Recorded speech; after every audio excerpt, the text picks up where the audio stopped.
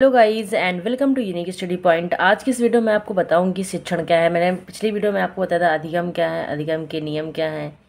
ठीक है, अधिगम के कौन कौन से नियम होते हैं, मुख्य नियम कौन से होते हैं, गौड़ नियम कौन से होते हैं, इनके सभी के बारे में मैंने आपको एक्सप्लेन किया था। तो जो लोगों ने वो वीडियो नहीं देखा है आप प्लीज़ प्लेलिस्ट में जा कर के देख सकते हैं। फॉर टीचिंग एग्ज़ाम करके प्लेलिस्ट बनी हुई है, फॉर ऑल टीचिंग एग्ज़ाम्स। तो आप अधिगम सर्च करेंगे वहाँ आपको मिल जाएगा बाय यूनिक स्टडी पॉइंट।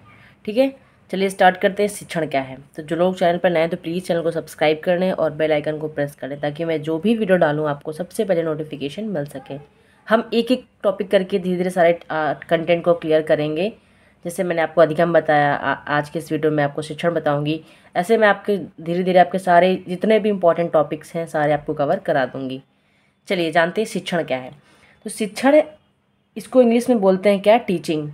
तो शिक्षण क्या है, कला व विज्ञान दोनों है। कला यानी कि आर्ट भी है, यानी कि टीचिंग एक तरह से आर्ट ही तो है, और क्या है, साइंस है। आर्ट और साइंस दोनों है। अक्सर आपसे पूछ जाता है कि शिक्षण इनमें से क्या है या क्या नहीं है, चार ऑप्शन दे देते हैं, उसमें आपको एक बताना होता है। तो क्या शिक्षण एक कला व विज्ञान दोनों है। पहला पॉइंट क्या है, शिक्षण एक सामाजिक प्रक्रिया है जिसमें सीखने सिखाने की प्रक्रिया चलती है। बिल्कुल, टीचिंग में हम क्या करते हैं, बच्चा सीखता है और टीचर क्या सिखाता है, यानी कि सीखने और सिखाने की प्रक्रिया इसमें चलती है। शिक्षण में सीखने और सिखाने की प्रक्रिया होती है। अगला पॉइंट, शिक्षण एक अंतः क्रिया है, यानी कि एक क्या होती है कि इंटरनल प्रोसेस होती है टीचिंग। तो ये कहा, शिक्षण एक क्या है, अंतः क्रिया है। शिक्षण एक त्रिध्रुवी प्रक्रिया है।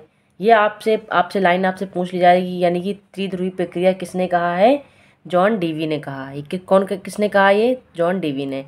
और जो एक ने कहा है कि शिक्षण दो ध्रुवी, किसने कहा, एडम्स ने कहा है। तो ये आपसे दो इंपॉर्टेंट पॉइंट आप इंपॉर्टेंट करके आप इसको लिख सकते हैं कि शिक्षण त्रिध्रुवी है प्रक्रिया है, जॉन डीवी ने कहा है। द्विध्रुवी है, ये एडम्स ने कहा है। ठीक है, अगला, शिक्षण एक उद्देश्यपूर्ण प्रक्रिया होती है, यानी कि हम सीखते क्यों हैं, किस लिए सीखते हैं, यानी कि कुछ ना कुछ उसका उद्देश्य होता है, इसलिए तो हम सीखते हैं। तो टीचिंग क्या है, एक पर्पज़, यानी कि उसका कुछ ना कुछ पर्पज़ होता है, उद्देश्य होता है, तभी तो हम सीखते हैं। अगला, शिक्षण एक औपचारिक और अनौपचारिक क्रिया, यानी कि फॉर्मल भी टीचिंग होती है, यानी कि इनफॉर्मल भी होती है। फॉर्मल यानी कि विथ रूल, एक टाइम पीरियड होता है, 45 मिनट का पीरियड लगता है, ये first class period, second period with proper rule. ठीक है, वो जो वे स्कूल में अपनी शिक्षा लेते हैं, कॉलेज में लेते हैं, वो हमारी कैसी होती है, फॉर्मल होती है। यानी कि इनफॉर्मल क्या होती है, अनौपचारिक शिक्षा, जैसे हम यूट्यूब से कोई क्लास ले लेते हैं, कोई इसका टाइम नहीं होता है, आप जब चाहे रिकॉर्डेड क्लास देख लिया, आपने लाइव देख लिया, ये डिपेंड आप पे डिपेंड करता है। ठीक है, तो ये इनफॉर्मल टीचिंग, यानी कि टीचिंग क्या होती है, फॉर्मल एंड इनफॉर्मल दोनों होती है, औपचारिक और अनौपचारिक। ठीक है, अगला पॉइंट है, शिक्षण विभिन्न कौशलों का समावेशन, यानी कि टीचिंग में बहुत सारी स्किल्स होती हैं। ठीक है, स्किल कौशल जैसे कि हम पाठ प्रस्तावना कौशल होता है, उद्देश्य कथन होता है, ऐसे टीचिंग का पर्पज, उद्देश्य क्या है, टीएलएम हम कैसे यूज करते हैं, हर चीज़ का एक कौशल, यानी कि उस टीचिंग में बहुत सारे कौशल का प्रयोग किया जाता है, उसमें बहुत सारे कौशल समावेशित होते हैं। यही पॉइंट कहा गया, शिक्षण विभिन्न कौशलों का समावेशन है। शिक्षण एक निर्देशन की प्रक्रिया है, यानी कि टीचिंग के गाइडेंस में दी जाती है, एक कुछ ना कुछ का गाइडेंस होता है। गाइडेंस की जो प्रोसेस होती है वो क्या होती है, टीचिंग होती है, निर्देशन देना। आपकी अगली वीडियो में आपको किसी वीडियो में आपको बताऊंगी निर्देशन और परामर्श क्या होता है, दोनों में अंतर क्या होता है, दोनों चीज़ों के बारे में आपको बताऊंगी।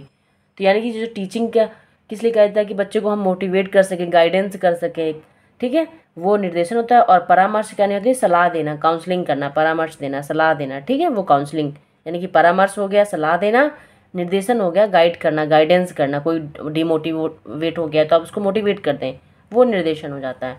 ठीक है, अब बात कर लेते हैं हम शिक्षण के चर कौन कौन से होते हैं। शिक्षण के 3 चर होते हैं, कौन कौन से, शिक्षक, शिक्षार्थी और पाठ्यक्रम। शिक्षण, शिक्षार्थी और पाठ्यक्रम। पाठ्यक्रम यानी कि क्या होता है आपका, करिकुलम। शिक्षक कैसा होता है, स्वतंत्र चर होता है, यानी टीचर जो होता है स्वतंत्र होता है, वो किसी पर डिपेंड नहीं होता है, इंडिपेंडेंट होता है। शिक्षार्थी जो होता है, जो यानी कि विद्यार्थी, जो स्टूडेंट है, वो क्या होता है, आश्रित होता है, किस पर, शिक्षक पर। तो ये स्वतंत्र हो गया, ये आश्रित। शिक्षक स्वतंत्र चर हो गया, शिक्षक को जो स्टूडेंट है यानी कि विद्यार्थी है, शिक्षार्थी है, वो क्या हो गया, एक आश्रित चर है। अगला जो पाठ्यक्रम यानी कि करिकुलम क्या हो जाता है, मध्यस्थ चर, यानी कि शिक्षक जो होता है इसका प्रयोग करके शिक्षार्थी को क्या करता है, शिक्षण कराता है। कोई कंटेंट है, कोई टॉपिक है, उस पर वो टीचिंग करता है। तो शिक्षक स्वतंत्र चर हो गया, पाठ्यक्रम मध्यस्थ चर हो गया और विद्यार्थी आश्रित चर, यानी किस पर, टीचर पर।